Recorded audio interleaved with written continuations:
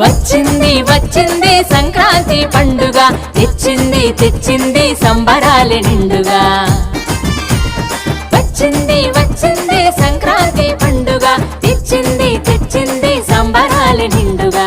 ఉత్తరాయణలోకి సూర్యుడు పయనించగా, భక్తితో హరిదాసులు కీర్తనలే పాడగా, సరికొత్త ధాన్యాలతో సిరుల పండగ, ప్రతి ఇంటా జరుపుకునే పండుగ.